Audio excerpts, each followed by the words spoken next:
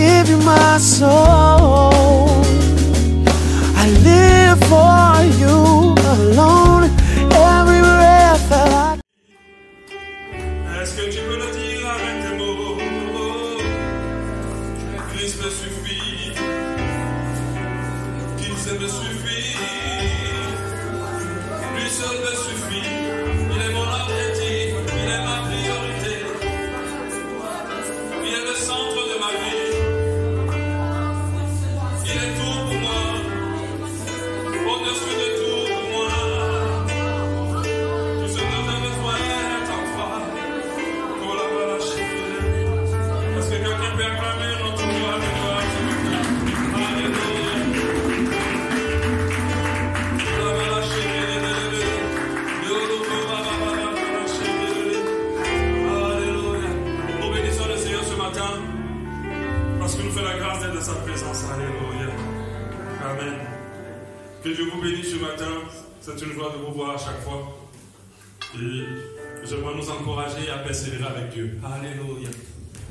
Nous sommes dans une saison où il y a beaucoup de confusion à tous les niveaux, que ce soit dans nos vies personnelles, que ce soit dans nos projets, parce que cette situation de Covid-19 a venu apporter beaucoup de confusion, est venu retarder énormément de choses. Mais nous croyons que ceux qui restent attachés au Seigneur progresseront dans la lumière, seront éclairés. Alléluia. Que Dieu t'éclaire, qu'il ouvre tes yeux sur ta vie, sur ton avenir au nom de Jésus. Et que tu ne sois plus jamais dans la confusion. Que là où il y a le flou, que vienne la clarté dans ta vie au nom de Jésus. Alléluia. Que Dieu t'oriente, qui te guide dans tous tes choix. Amen. Amen. Et plus jamais que tu ne sois dans la confusion. Amen. Que Dieu nous bénisse ce matin. Nous allons continuer notre enseignement. Notre enseignement sur la priorité sur notre âme. C'est une série d'enseignements que j'avais fait en séminaire et que je me permets de reprendre en dimanche parce que c'est quelque chose de très important. Quand on parle de la priorité sur notre âme, on montre un peu la valeur et l'importance de l'âme. Car la parole de Dieu dit en Marc 8,37 que donnerait un homme en échange de son âme. Nous comprenons qu'il n'y a rien de plus important que l'âme. Même si dans ce monde dans lequel nous vivons, plusieurs ont sacrifié leur âme pour le bien de ce monde. Beaucoup ont sacrifié leur âme pour le bien de ce monde. Mais nous savons que l'âme est la chose la plus précieuse qu'on puisse avoir et qu'on doit garder. On peut donner sa vie pour quelqu'un, mais jamais nous ne devons donner notre âme pour quiconque. Alléluia. Jamais nous devons perdre notre âme pour quiconque. On peut donner notre vie pour tout le monde, ou pour n'importe quelle cause, mais jamais notre âme. Amen. Nous avons compris que nous devons mettre la priorité sur ce qui perdure. Et nous avons compris que l'âme dure que le corps. Quand on meurt, on appelle notre corps la dépouille. Mais il a été dépouillé de quoi? Il a été dépouillé de son âme.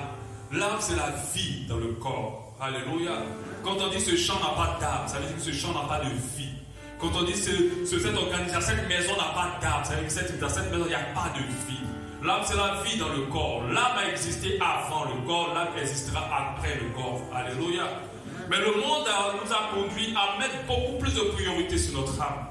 Quand on voit combien de temps nous accordons à notre âme, plutôt beaucoup plus de priorité sur notre corps. Quand on voit combien de temps nous accordons à notre corps, combien nous sommes prêts à investir pour notre corps, pour la nourriture, pour les biens de ce monde, tout cela, ce sont les choses de notre corps.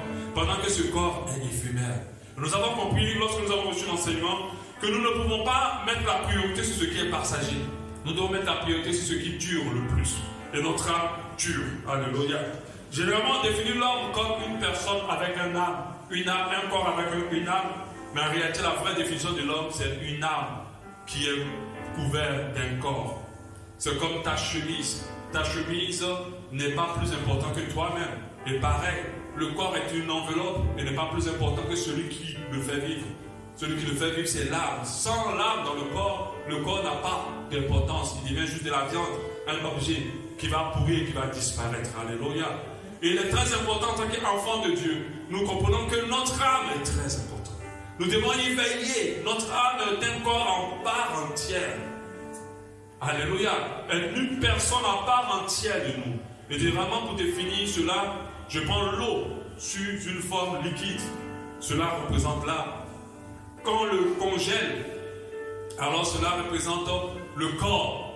Et quand on le chauffe et qu'il s'évaporise, cela représente l'esprit. Mais tout part de l'eau. C'est l'eau qui est le plus important. Sans cette eau, on n'aura pas le corps solide, la glace, ni la vapeur. Et c'est comme ça que nous sommes constitués. Mais ce n'est pas parce que l'eau en glace qui n'est pas eau. Ce n'est pas parce qu'il est en vapeur qui n'est pas eau. Mais quelle est l'origine de tout? C'est l'eau lui-même. Et l'âme au centre de tout. C'est l'âme qui maintient le corps et l'esprit. S'il n'y a pas d'âme, il n'y a pas d'esprit. L'esprit s'évaporise. Une vapeur qui apparaît un temps comme Dieu a défini l'homme et qui disparaît. Mais l'âme lui subsiste. C'est pour ça que la Bible nous parle, nous appelle âme. Et lorsque la Bible nous appelle à l'évangélisme, il nous parle de gagneurs d'âme. Nous ne gagnons pas des corps. Parce que tu peux aller gagner de prêcher Jésus dehors et remplir ton église. Tu as eu des corps dans cette église. Tu auras beaucoup de monde, des milliers de personnes. Mais est-ce que tu as gagné des âmes parmi ces milliers de personnes? Alléluia. C'est pour cela que nous ne sommes pas des gagneurs de corps. Nous sommes des gagneurs d'âme. Permettre à ce que des âmes appartiennent à Dieu. Et non pas des corps qui appartiennent à une église. Alléluia. Et c'est cela notre mission. C'est cela notre objectif. Alléluia. L'âme est notre personne précise et exacte. C'est pour ça que lorsque nous allons retrouver au ciel, notre âme nous définira clairement. Parce que notre corps a beaucoup. Tu peux voir quelqu'un avec une apparence joyeuse, gentille, bien. La preuve, beaucoup utilisent cette apparence pour tromper. Mais ce n'est pas lui-même. Mais si tu connais l'âme de quelqu'un, tu le connais exactement. Tu sais qui il est exactement. Si tu as réussi à percevoir l'état de son âme, tu as su qui il est. Mais si tu vois son corps qui jouit, qui sourit, qui est joyeux, tu ne peux pas dire qu'il est heureux en réalité. Et beaucoup jouent sur cette apparence et pensent tromper les gens. C'est pour ça que Dieu ne regarde pas à notre corps ou à ce que nous faisons physiquement pour pouvoir juger nos actes. Il regarde à l'état de notre âme. Alléluia. L'âme, c'est le sang. Il est contenu dans le sang. C'est pour ça que quand la Bible dit ne mangez pas les holocaustes avec leur âme, quand Dieu interdisait aux Juifs de ne pas manger une complète avec leur sang. Ça veut dire que lorsque vous mangez le sang d'un animal, je vous ai dit que quand on tue un animal, quand on laisse son sang, quand il se coagule, ça devient comme de la viande, on peut le manger. Et si vous mangez cela, Dieu dit que vous mangez l'âme de l'animal. Alléluia. Amen. Les animaux n'ont pas d'esprit, mais ils ont l'âme. L'esprit, c'est celui qui nous donne la conscience. Mais l'âme, c'est ce qui nous donne la vie. Amen. C'est pour cela que quand le Saint-Esprit rentre en nous, c'est notre esprit qui vise premièrement. Parce que c'est l'esprit qui te donne la conscience de ce que tu es, de dans quoi tu vis. C'est l'esprit qui nous donne l'intelligence. Alléluia. Quand nous sommes transformés dans notre esprit, alors nous pouvons mener notre âme à cette transformation. Alléluia. Amen. L'âme aussi la plaque où nous avons toutes nos émotions, toutes nos blessures, toutes nos joies. C'est une excellente mémoire. Si tu oublies des choses physiquement, ton âme n'oublie rien du tout. Même les choses que tu as vécues petites, ton âme s'en rappelle. Même si toi tu n'es pas conscient de ça, ton âme sait exactement les choses. C'est en cela que tu peux sentir une odeur, tu peux sentir quelque chose en toi, sans comprendre pourquoi cette odeur-là te fait autant de bien ou même te crée de la peur. Parce que cette odeur-là, tu l'as sentie peut-être sur quelqu'un qui t'a fait du mal ou qui t'a fait du bien. L'âme se rappelle de tout. C'est une mémoire excellente. Quelqu'un peut avoir Alzheimer ou oublier, mais son âme se rappelle. Son âme va toujours se rappeler de certaines choses. Alléluia. Notre âme présente mieux notre personne. Et de l'état de notre âme dépendent énormément de choses. La parole de Dieu dit que je souhaite que tu prospères à tout égard, comme l'état de ton âme. Les gens n'ont pas compris que, en fait, la vraie réussite, c'est de travailler son âme, de lui permettre d'avoir une âme bien. Le diable aussi est conscient de cela. C'est pour cela qu'il attaque nos âmes de toutes les manières, pour que nous soyons marqués et que la grâce de Dieu s'éloigne de nos vies. Et que beaucoup de choses ne se produisent pas. Dieu pouvait dire, je souhaite que tu prospères à tout égard, simplement. Mais il a dit, comme l'état de ton âme, pour donner une précision que l'état de notre âme conditionne toute notre prospérité. Alléluia. Vraiment la prospérité selon Dieu. Parce qu'il y a beaucoup qui prospèrent en prenant des voies. Je ne parle pas de cette prospérité. Si tu désires avoir de la prospérité selon Dieu, alors ton état d'âme doit être bien. Mais nous savons que la prospérité selon Dieu n'est pas le bien matériel forcément. Tu peux avoir peu, être dans la joie, être épanoui, être heureux. Vivre une vie vraiment sérieuse et bonne, avec peu. Mais il y a d'autres qui ont beaucoup et qui sont dans le trouble et l'angoisse. Alléluia. Amen. Donc l'état de notre âme dépend beaucoup de choses. C'est pour ça que nous devons veiller sur l'état de notre âme. Depuis l'enfance, Dieu nous a créés avec des âmes pures. C'est pour ça que quand les enfants meurent, ils sont sauvés. Parce qu'il n'y a rien en eux qui les a marqués négativement. Mais quand nous grandissons, déjà tout petit, le fait déjà de ne pas désirer un enfant dans le ventre, tu peux marquer là. Parce que l'enfant dans le ventre ressent beaucoup de choses. Après de pouvoir le sortir, de vivre, il vit beaucoup de choses. D'autres ont été abusés, d'autres ont été frappés, d'autres ont été rejetés, d'autres ont été abandonnés, d'autres ont été méprisés. Et ils pensent que toutes ces choses-là, de la manière que ça les a rendus aujourd'hui, c'est bien. C'est leur caractère. Ne confondez pas le mauvais état de votre âme avec votre véritable caractère. Parce que Dieu n'a créé personne de bizarre, de colérique, de méchant, de mauvais. C'est l'état de notre âme qui nous met dans ce genre de conditions. Avec les expériences mauvaises qu'on a vécues, les mauvaises paroles qu'on nous dit, les bonnes paroles nourrissent positivement nos âmes. Mais en Afrique, nous n'accordons pas assez de priorité au bien-être émotionnel de nos enfants. On a tous été éduqués à la dure. Chez l'Africain, c'est quand c'est dur, alors tu éduques bien. Et nous avons des personnes difficiles à vivre, des personnes qui prospèrent peu. Alléluia. Les personnes, lorsqu'ils s'engagent dans des choses, les choses n'avancent pas vraiment. Alléluia. Mais je vous dis, faisons très attention. Parce que des fois, on confond le fait d'être chrétien au fait d'être heureux. C'est pas pareil. Parce que la joie a des conditions. L'épanouissement est conditionné. Il est conditionné par l'état de ton âme. C'est pour ça que vous allez voir en Occident, les gens accordent beaucoup de priorité à l'état de leur âme.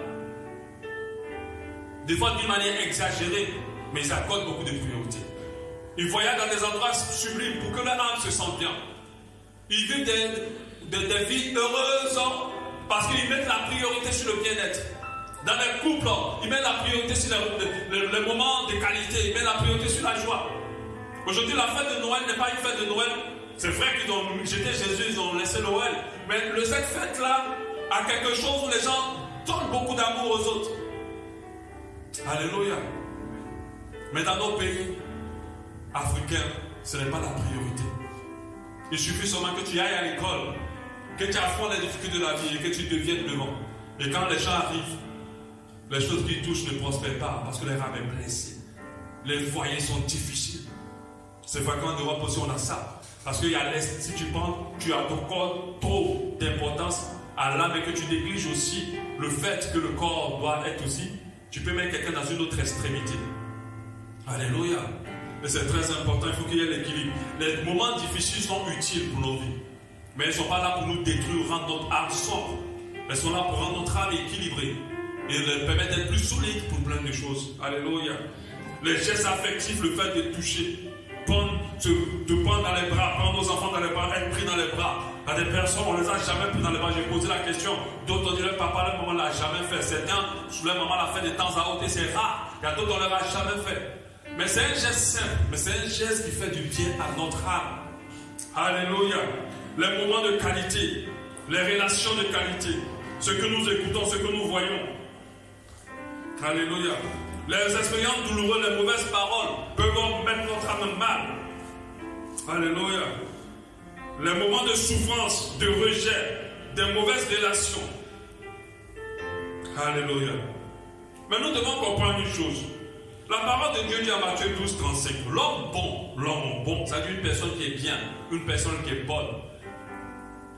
L'homme bon tire de bonnes choses de son bon trésor. Et l'homme méchant tire des mauvaises choses de son mauvais trésor. Nous devons comprendre au travers de cela que tout ce qui nous arrive est emmagasiné dans un bon ou un mauvais trésor au sein de notre âme. Tout ce qui nous arrive de bon est emmagasiné dans le bon trésor. Et tout ce qui nous arrive de mal est emmagasiné dans le mauvais trésor. Et c'est en fonction de la grandeur de l'un ou de l'autre que nous sommes bons ou mauvais. Alléluia. Si ton bon trésor est plus grand, tu vas être une bonne personne. Si ton mauvais trésor est plus grand, tu vas être mauvais. Maintenant, en plus de ça, c'est lequel des trésors tu choisis en face de chaque des situations. Alléluia. Quand certaines femmes ou certains hommes commencent des relations, ils commencent des relations en se basant sur le mauvais trésor. À cause de tout ce qu'on m'a fait dans le passé. À cause des trahisons qu'on m'a fait dans le passé. À cause des tromperies qu'on m'a fait dans le passé. Donc, leur vie est conditionnée par ça. Ils deviennent de mauvais conjoints. Ils deviennent de mauvais maris, de mauvaises femmes. Mais ils ont oublié que dans leur relation, il y a quelqu'un qui les a vraiment aimés. Qui les a supportés. Amen. Qui les a valorisés. Qui a été avec eux. Qui a fait des sacrifices pour eux. Quand tu tires alors de là, tu vas être bon. Mais si tu veux tirer de toutes tes trahisons, tes mauvaises expériences, tu vas être mauvais. Et tout cela, ce sont les magasins dans l'âme. Le bon trésor et le mauvais trésor. Il faut que nous accordons de l'importance à ces trésors-là. À chaque fois que nous sommes face dans une situation, nous avons le choix de choisir qu'est-ce que nous prendrons pour guider nos vies. Alléluia. Et comme là, de beaucoup sont blessés. Je disais la dernière fois que au Gabon, nous avons rarement des personnes avec le Père qui ont vécu avec le Père. C'est très rare de trouver des enfants qui ont été avec le Père et le Mère dans un foyer. Jusqu'à ceux qui quittent le foyer pour le mariage ou jusqu'à ceux qui quittent le foyer pour l'indépendance. On a tous vu des mères, en majorité ici au Gabon, qui ont fait des enfants et qui sont allés ailleurs avec les enfants. Et l'enfant n'a pas grandi avec. Donc il y a un gros déséquilibre. Tant que ton âme ne se met pas dans une bonne position, mon frère et ma soeur, beaucoup de choses seront bloquées dans ta vie. Beaucoup de choses ne pourront pas voir de lumière dans ta vie. C'est pour ça que lorsqu'on reçoit les gens à Vache alors, si tu as un problème avec ton père, on ne va jamais te... Même si ton père a failli t'égorger, ils vont t'appuyer, ils vont t'aller te cacher, on va te réconcilier avec lui. Alléluia. Il y a des choses qu'on ne choisit pas dans la vie. Un père, une mère, on ne choisit pas. Tu ne peux pas les choisir. Mais ce n'est pas parce que tu ne les as pas choisis qu'ils n'ont pas quelque chose en eux pour toi. Dieu a mis en eux quelque chose pour toi. Tu dois l'arracher, cette chose-là, pour que ta vie soit propulsée. On a des personnes qui ne parlent plus à leur père. On a des personnes qui ne veulent plus voir leur mère. Mais ces personnes n'iront nulle part dans leur vie. Alléluia. Même si tu jeûnes, tu pries, tu ne vas nulle part. Parce que c'est en les honorant que tu vas être béni dans ta vie. Amen. On peut se marier sans eux. Mais c'est grave de se marier sans eux. On peut dire je m'en fous qu'ils le veulent ou pas. Allez en mariage. Mais c'est très grave. Même s'ils sont méchants, ils ont quelque chose en eux pour nous. Alléluia.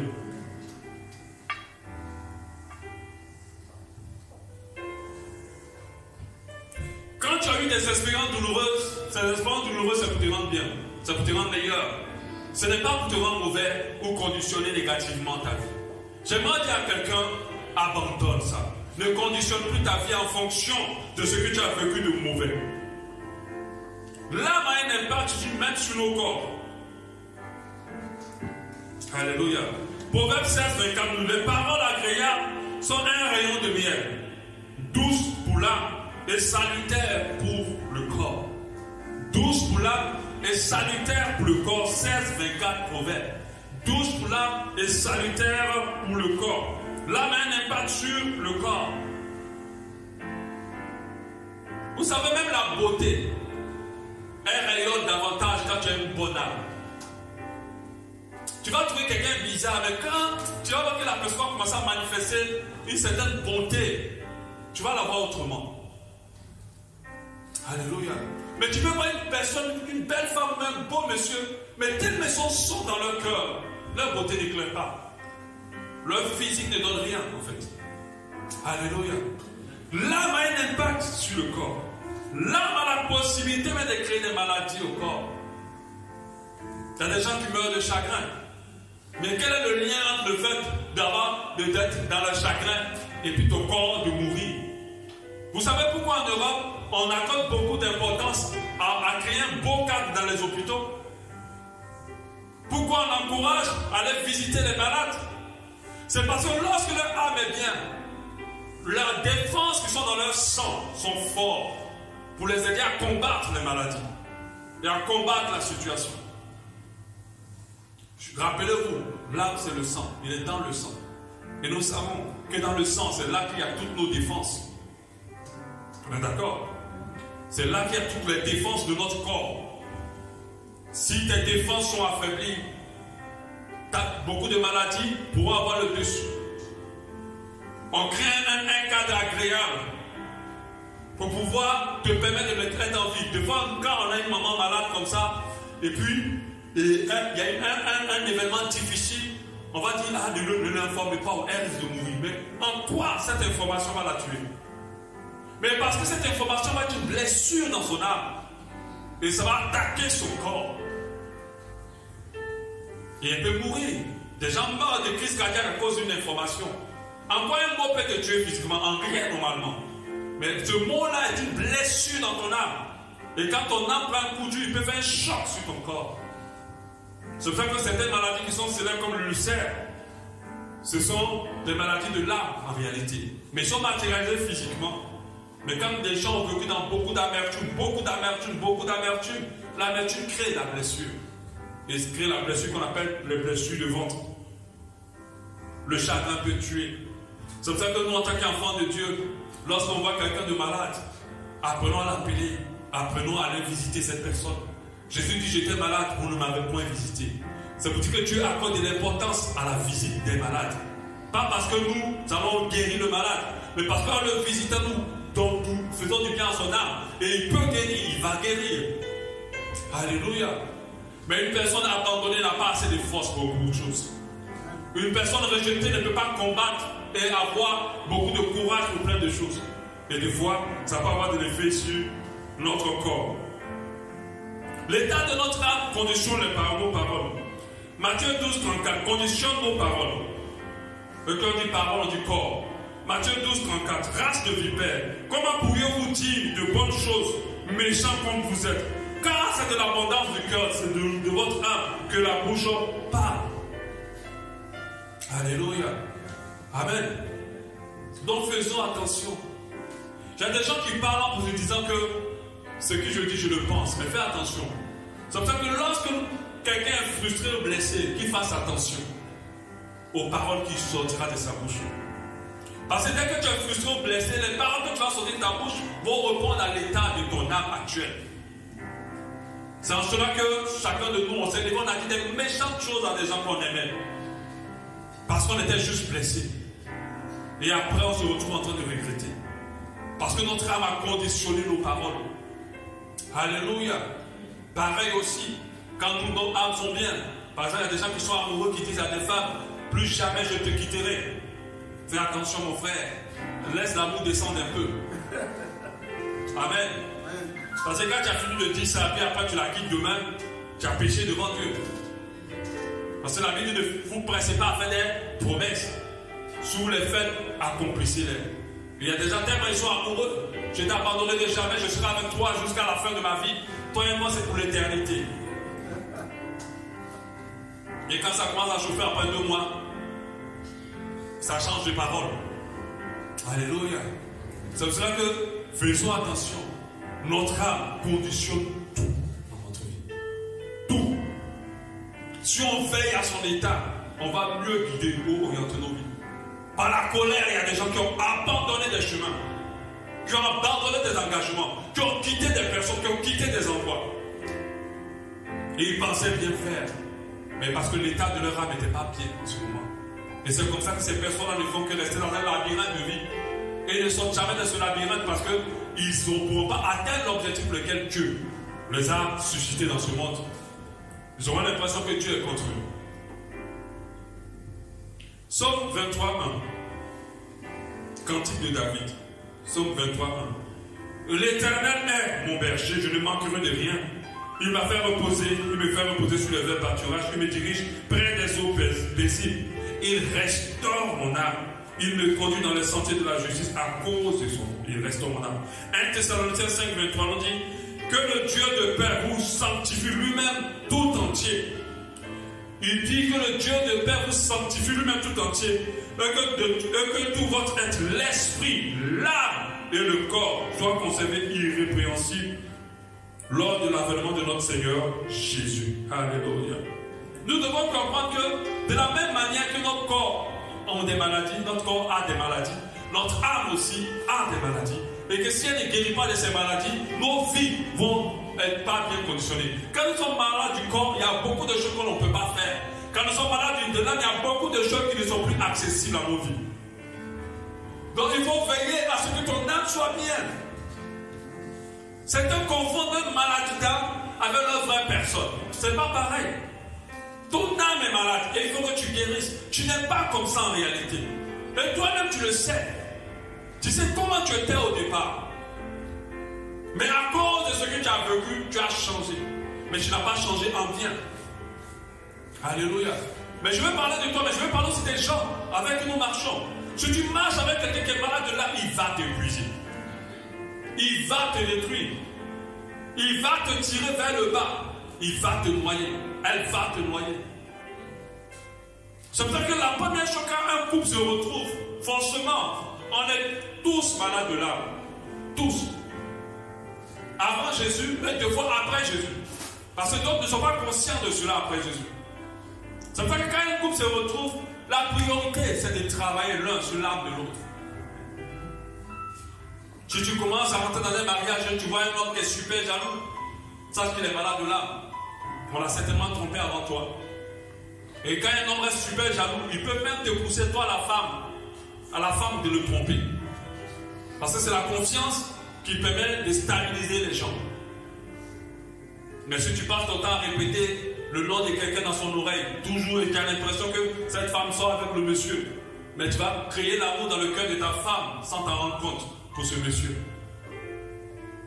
Et c'est cette femme qui doit le rassurer, travailler sur l'âme, donner des paroles, restaurer. Et quand vos âmes sont restaurées, vous avez un couple plus stable. Alléluia.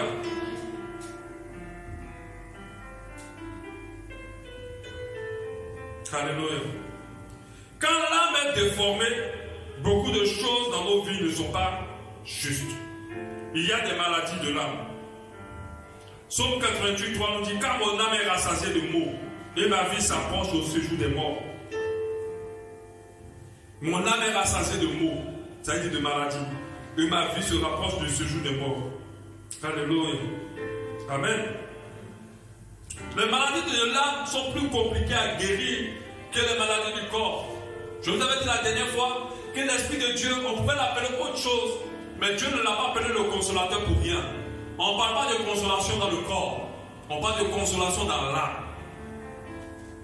Ça veut dire que le Saint-Esprit a pour mission de restaurer notre âme, a pour mission de donner une bonne santé à notre âme. L'âme peut rester malade longtemps, depuis des années, pendant que le corps peut guérir plus facilement. La Bible nous dit en Hébreux 12, 15, veillez à ce que nul ne vous prive de la grâce de Dieu, à ce qu'aucune racine d'amertume, aucune maladie dans votre âme poussant des rejetons ne produise du trouble et que plusieurs n'en soient infectés. C'est-à-dire que les maladies de notre âme nous éloignent de la grâce de Dieu. Quand notre âme n'est pas bien, la grâce de Dieu se met à côté de nous. Elle n'est pas dans nos vies. Et l'une des maladies de l'âme, on va commencer à citer quelques-unes, on verra peut-être la suite prochainement.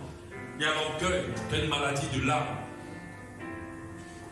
Quand quelqu'un est orgueilleux, il manifeste la maladie la plus terrible qui puisse exister de l'âme. Alléluia. Et cette maladie, que le diable, qui est l'incarnation même de l'ennemi, le diable, c'est l'orgueil. Alléluia. Le fait de se sentir supérieur le fait d'être vantard, le fait d'être fanfaron, d'être hautain, le fait d'être suffisant, le fait de ne même pas permettre à ce que quiconque nous humilie, parce qu'on estime qu'on n'a pas le droit de le faire. Il y a des gens qui sont remplis d'orgueil, et ces personnes en sont malades dans l'âme. Et c'est une maladie terrible de l'âme, parce que la Bible nous dit clairement que Dieu n'accorde pas sa grâce aux orgueilleux, mais qu'il fait grâce aux humbles. Alléluia. Amen. Dans l'orgueil, il y a la rébellion. Il y a des gens qui ne supportent pas l'autorité, qui se permettent de confronter l'autorité. Ça, c'est de l'orgueil. Il y a la colère. La colère, c'est l'une des voies par excellence qui fait que le diable n'a même plus besoin de visa pour entrer et sortir de ta vie. Avec la colère, il rentre quand il veut, il sort quand il veut. Et il fait tout ce qu'il veut. On va pas prier pour toi si ce n'est pas délivré de ça. Il y a des choses qui ne pourront pas. On n'est pas colérique pour rien. On est colérique parce que notre âme a été touchée. Alléluia. Parce que la nature que Dieu t'a donnée, c'était une personne douce. Il dit que votre douceur soit connue de tous. Alléluia. Quand tu es colérique, tu donnes le passeport gratuit au diable. Et c'est bon de jouer de ta vie comme il veut.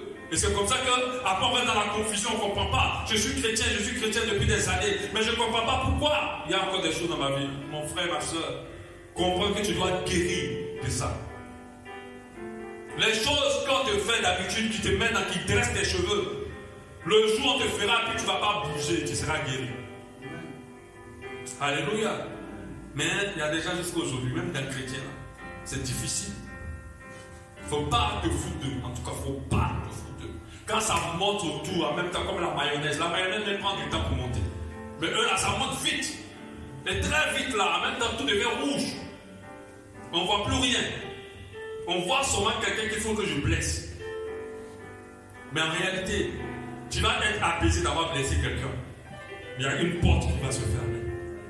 Je ne suis pas en train de te maudire, ce sont des principes de vie. Il y a une grâce qui ne va pas éclore. C'est pour ça que la Bible dit, quand vous êtes en colère, ne péchez point. Apprends à te taire, à ne pas réagir. Ne va surtout pas ruminer ce qu'on t'a fait, parce que ça va passer dans l'irritation. Irriter, c'est lorsque tu penses et tu réfléchis constamment à la blessure qu'on t'a fait et finit par gratter, blesser ton cœur. Et l'âme est touchée, et là c'est grave. Tu vas commencer à voir la personne, tu vas commencer à avoir de la haine, du dégoût, de la colère pour cette personne. Et ça va être difficile pour toi. Ça sera encore plus grave.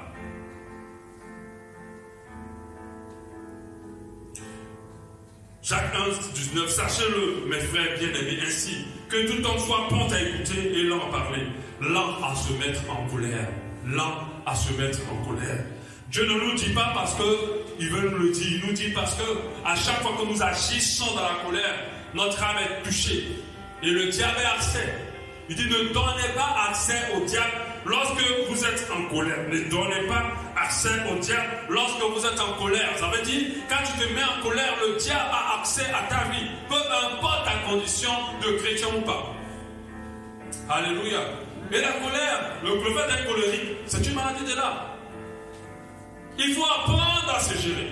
Il faut apprendre à réagir, à ne pas réagir aussitôt. À réfléchir avant de pouvoir avoir une réaction. Mais des fois, les chrétiens sont beaucoup colériques. Au cas de tout.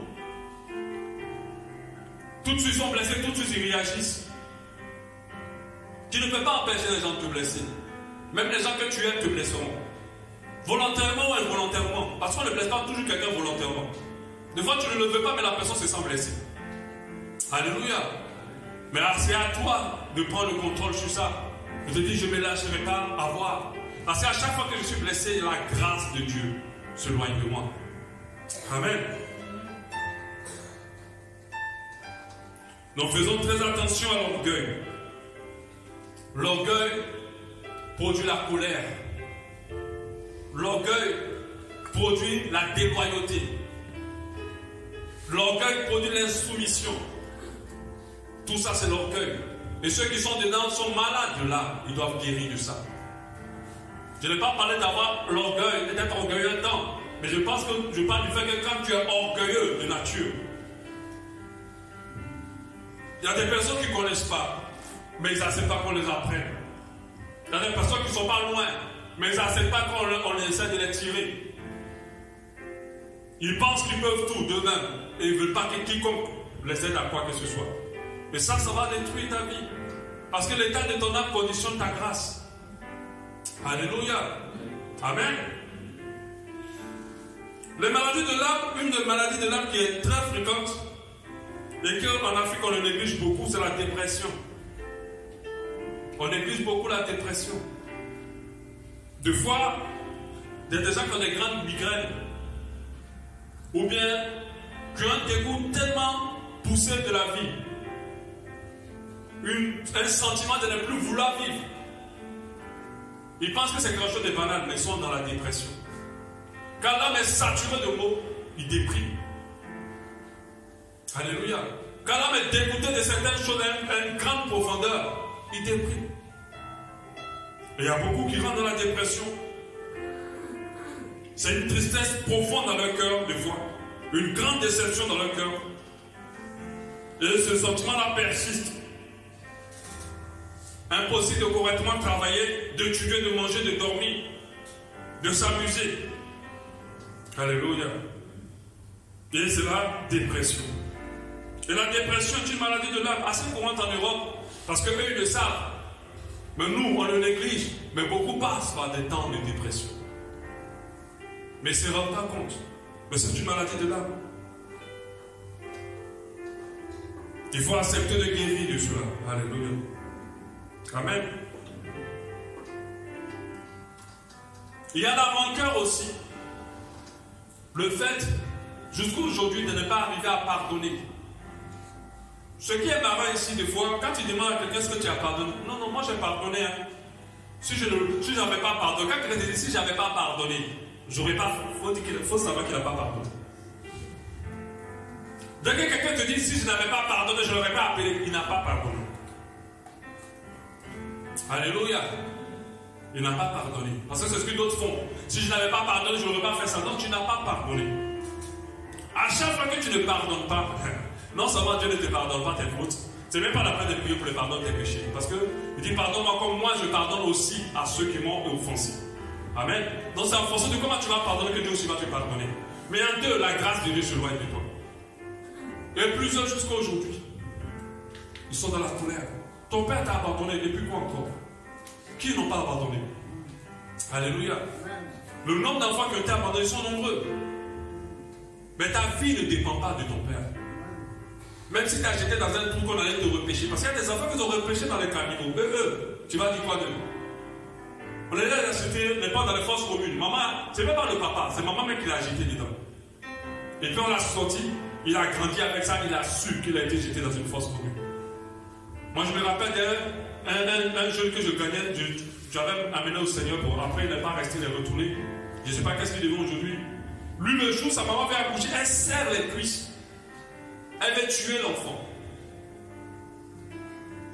Elle empêche, elle ne dit pas qu'elle a la contraction, elle supporte la contraction, elle ne veut pas de cet enfant.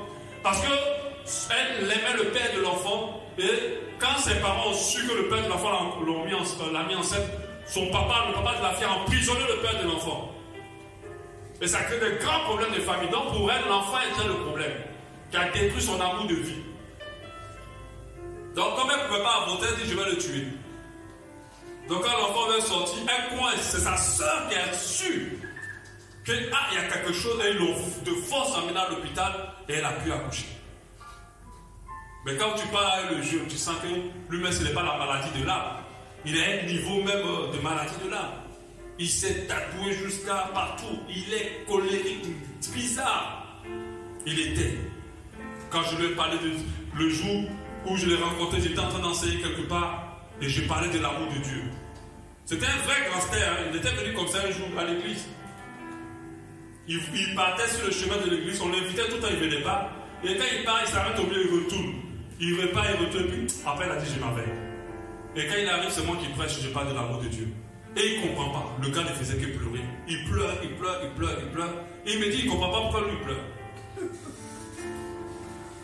Et j'ai compris que son âme était blessée. Blessée profondément. D'apprendre que ta propre mère t'empêche de naître. Et quand elle a mis au monde, basta, elle a abandonné comme ça à ses parents. Elle est passée ailleurs. Faites attention. Vous les jeunes filles qui laissez vos enfants à vos parents. L'amour que vos enfants ont besoin n'est pas dans le cœur, dans la vie de vos pères, de votre mère. Ils peuvent l'aimer, mais c'est un amour, un continent d'amour qu'on appelle l'amour des grands-pères et des grands-mères. Mais ce n'est pas l'amour le plus important de la vie d'un enfant. L'amour le plus important de la vie d'un enfant, c'est son père et sa mère qui l'ont mis au monde. Ah oui, elle-même, c'est ça, ma maman, c'est sa maman maintenant. Non, fais attention. Tu penses que c'est bon, hein? C'est pas bon. Ton enfant n'est pas en train de recevoir quelque chose. Demain, il va avoir un déséquilibre. Alléluia. Amen. Tu as porté un enfant, tu l'as mis au monde. Assume cet enfant, peu importe ce que tu es. Et donne-lui l'amour que tu as. Ne le confie pas à quiconque. Même si tu n'as pas les moyens de souffrir ensemble. Un enfant préfère 1000 fois souffrir avec ses parents que d'être loin de sa mère ou de son papa. Tous ceux qui grandissent aujourd'hui disent j'aurais voulu grandir avec mes parents. Alléluia. Donc très important, l'amertume. Qu'est-ce qu'on t'a fait? Qu'est-ce que tu as vécu? L'amertume se crée aussi lorsqu'on a perdu un être cher. Moi j'ai perdu ma mère. Mais je bénis Dieu que ça ne m'a pas marqué. Elle est morte dans des conditions vraiment lamentables. Jeune. Et elle n'a même pas reçu sa vie pendant que toute sa vie était tracée pour la réussite. J'ai perdu mon père. Oui, j'ai perdu mon père. Mais oui, après. Alléluia. De toute façon, nous tous on ira. Ça fait mal. Je ne suis pas en train de dire ne cherchez pas à avoir mal. Vous aurez forcément mal. On ne commande pas la douleur. Mais on peut se permettre à ce qu'elle ne se transforme pas en amertume. Et qu'on ne reste pas là-dessus toute nos vies. Parce que si on reste dessus, ça crée de l'amertume. Je pense que ceux qu'on a perdus auraient voulu qu'on soit heureux, qu'on continue nos vies. Alléluia. C'est pour cela que nous ne laissons rien l'amertume de toutes nos vies. Parce que l'état de nos âmes conditionne tout. Tu veux prospérer. C'est pour ça que quand deux femmes se mettent pour marcher un ventre, tout va dépendre de l'état de leur âme. Celle qui est joyeuse et heureuse et qui est bien bonne de cœur, elle va avoir du succès. Elle va attirer les gens, elle va attirer les clients. Quand quelqu'un va dans une entreprise, la personne qui est joyeuse et heureuse, il va avoir la faveur d'un patron. Il va avoir beaucoup plus de promotion, il va grandir plus loin. Même si tu fais semblant devant tes patrons, il y a une chose qu'on ne fait jamais semblant. L'état de ton âme va forcément se détecter. Alléluia. C'est pour ça qu'il faut mettre la priorité. À chaque fois que tu es blessé, dis-toi que je ne vais pas basculer à autre chose. Il y a d'autres qui ont du mal avec le contrôle de leurs pensées. Je t'en supplie, aie le contrôle sur tes pensées. Ne laisse pas tes pensées commencer à te dire il m'a fait ça à cause de ça, elle m'a fait ça à cause de ça. Non. Je dis, certainement, moi j'ai appris à justifier les gens positivement pour ne pas les en vouloir. Je peux dire, il était peut-être trop stressé. Ou bien c'est mal réveillé. Mais pas parce qu'il me déteste. Ça va lui passer. Alléluia. Amen. Et quand tu fais comme ça, tu te sens mieux. Tu passes à autre chose. Et je prie toujours pour mes ennemis. Je prie toujours pour ceux qui me font du mal. Ça me permet de ne pas les en vouloir. Et la grâce de Dieu restera sur ta vie. Vous savez, ce sont des petits secrets qui transforment l'existence des gens.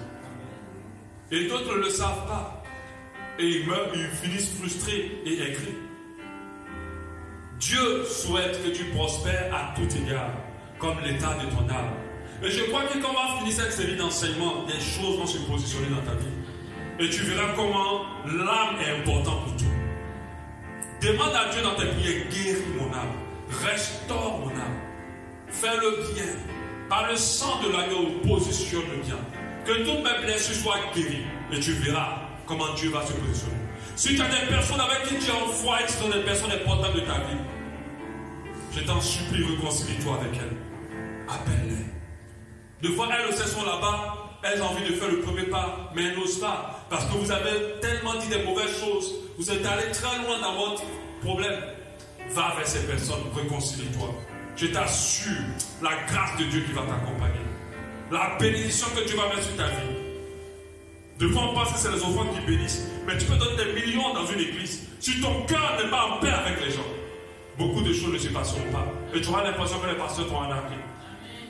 Alléluia. Réconcilie-toi avec tout le monde. Pardonne à ceux qui t'ont fait du mal. Et demande pardon à ceux à qui tu as fait du mal. Alléluia. Et Dieu va te faire prospérer dans tout ce que tu toucheras. Alléluia. Amen. Nous allons prier. Parle à Dieu par rapport à tout cela.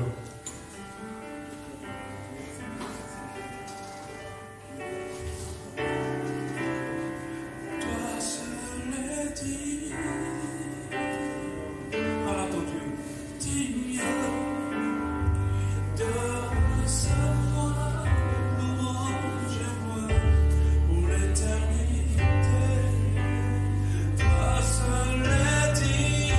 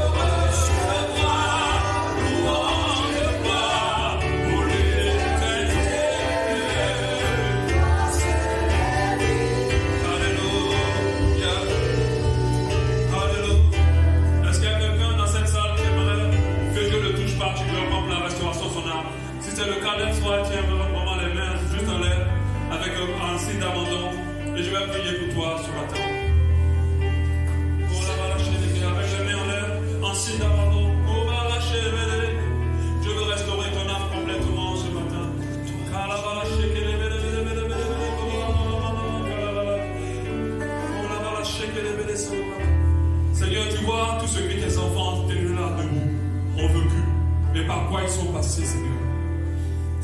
Oh Dieu des grâces. Je sais que dans ton cœur, tu es vraiment désolé pour tout ce qu'ils ont vécu. C'est vrai que tu étais là, mais tu as permis, Père. Tu ne permets rien qui soit pour notre destruction. Mais je veux, au nom de Jésus, que tes enfants en sont conscients ce matin.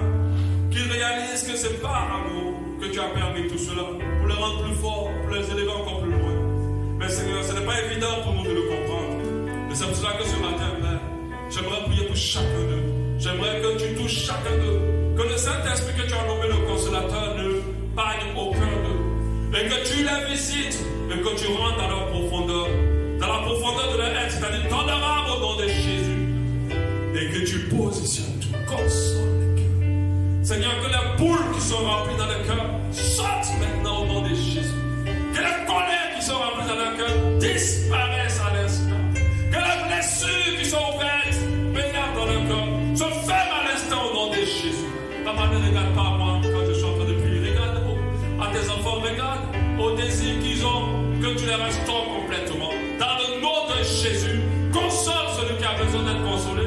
Donne ta paix à celui qui a besoin de paix. Donne ton pardon dans le cœur de celui qui a besoin de pardonner. Au nom de Jésus, donne ta paix pour celui qui est angoissé, celui qui est rempli vraiment de troubles, qu'il soit en paix à l'instant même au nom de Jésus. Merci Seigneur. Que tout ce qui retient cette mauvaise dame d'état de leur âme actuellement, Seigneur, perde son pouvoir. Perde son pouvoir.